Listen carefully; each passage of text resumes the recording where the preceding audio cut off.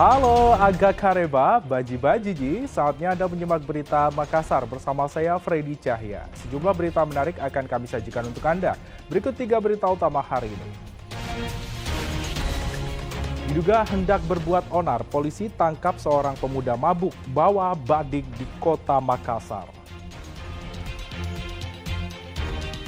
Anggota Polsek Bacu Kiki dan putranya dianiaya kawanan remaja yang hendak balap liar di kota Parepare. Setelah minyak goreng merek Minyak Kita hilang di pasaran, minyak goreng curah mulai langka di Bulukumba.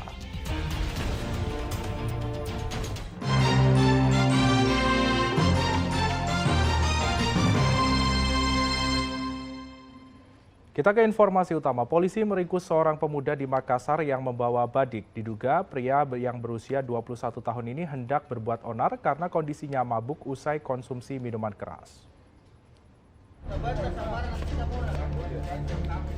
Diduga hendak berbuat onar dengan membawa badik, seorang pemuda di Kecamatan Rapocini, Kota Makassar diringkus tim gabungan Polsek Rapocini bersama Polrestabes Makassar.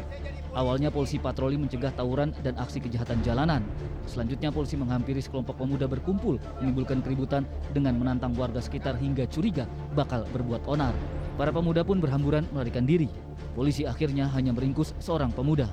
Saat diperiksa, pemuda bernama Parjo ini sempat berontak melakukan perlawanan. Parjo diduga mabuk usai mengkonsumsi minuman keras karena berjalan sempoyongan. Badik yang disembunyikan di pinggangnya pun turut disita. Dari hasil pemeriksaan, Parjo berdalih sengaja membawa badik untuk mengantisipasi tawuran di sekitar rumahnya. Saat pria berumur 21 tahun ini hendak dibawa ke Polsek Rapocini, seorang wanita yang mengaku keluarganya menangis histeris. Wanita ini mengikuti Parjo, memohon Parjo dimaafkan.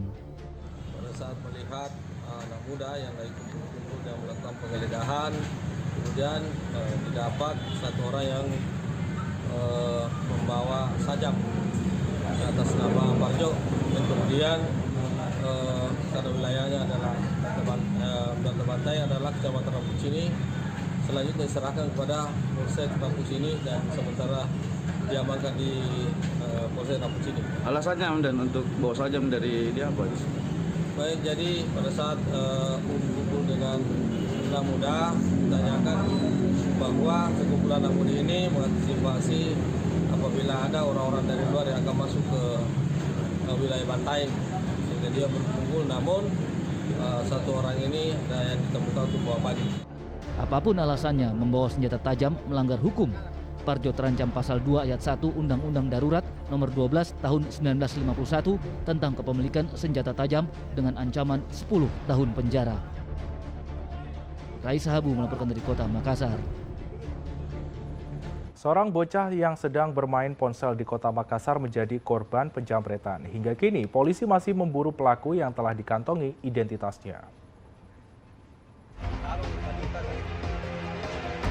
Dalam rekaman CCTV berdurasi 30 detik, tampak penjamret menyasar seorang bocah bermain ponsel bersama sepupunya di wilayah Talo, Kota Makassar. Pelaku yang memakai jaket hitam mengendarai motor merah nekat masuk gang. Setelah memastikan situasi sepi, pelaku putar arah dan menjamret ponsel korban, kemudian melarikan diri. Sepupu korban yang kaget sempat minta tolong warga mengejar pelaku.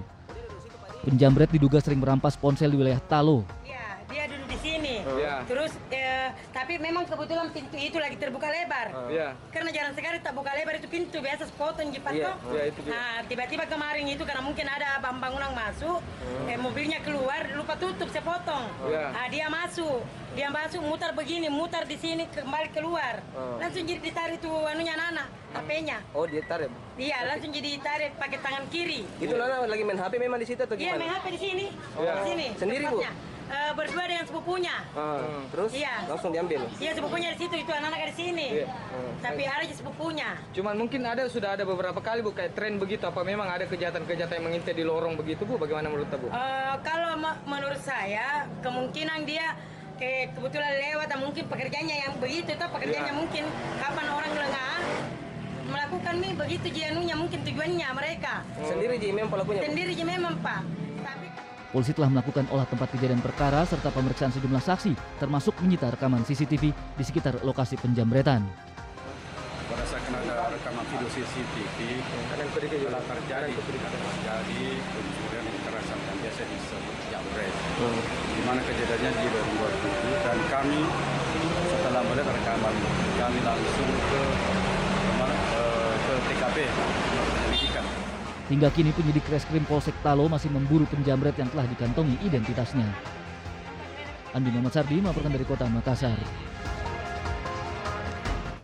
Sementara itu, polisi yang bertugas di Polsek Bacu Kiki menjadi korban penganiayaan sekelompok remaja yang hendak balap liar di Jalan Mati Rotasi, Kota Parepare. Bahkan putra korban ikut dikeroyok para pelaku.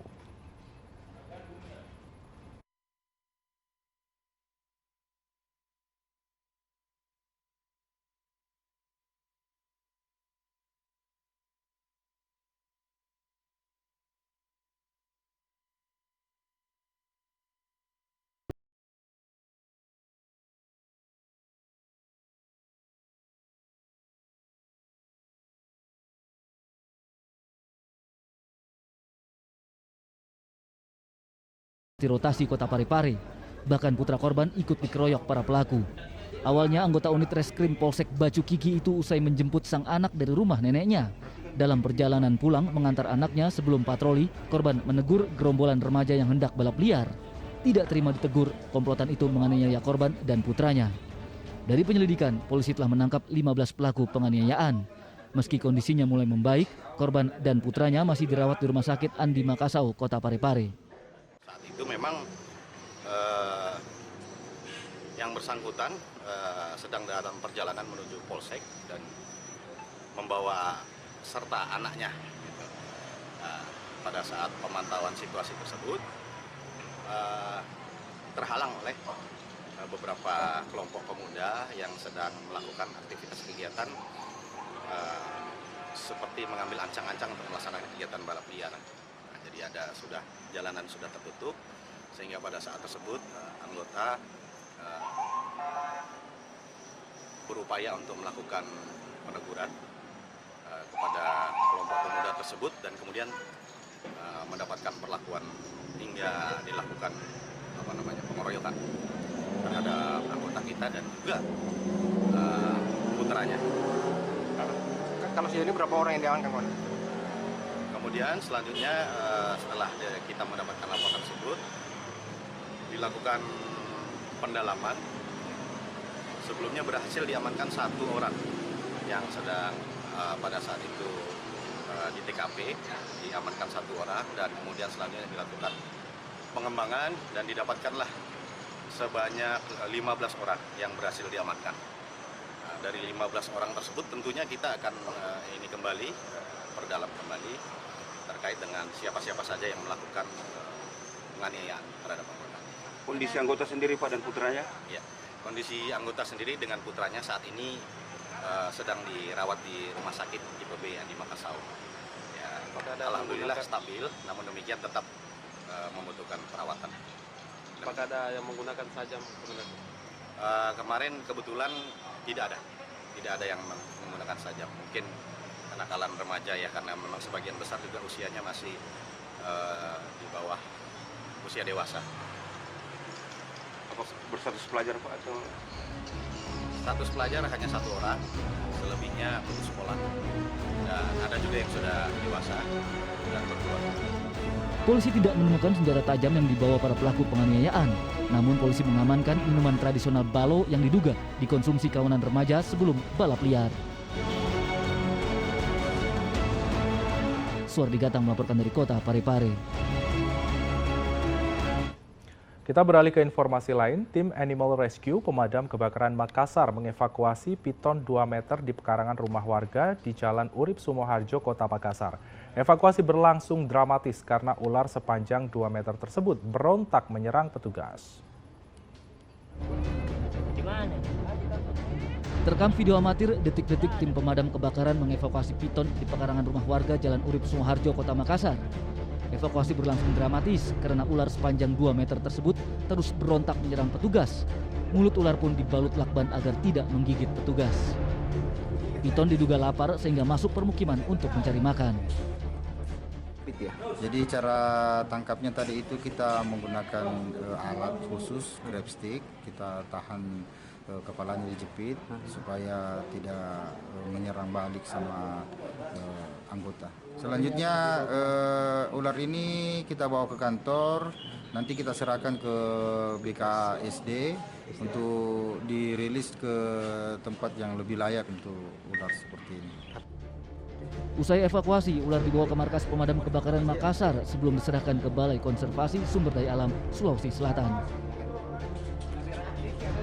Rais Habu melaporkan dari Kota Makassar.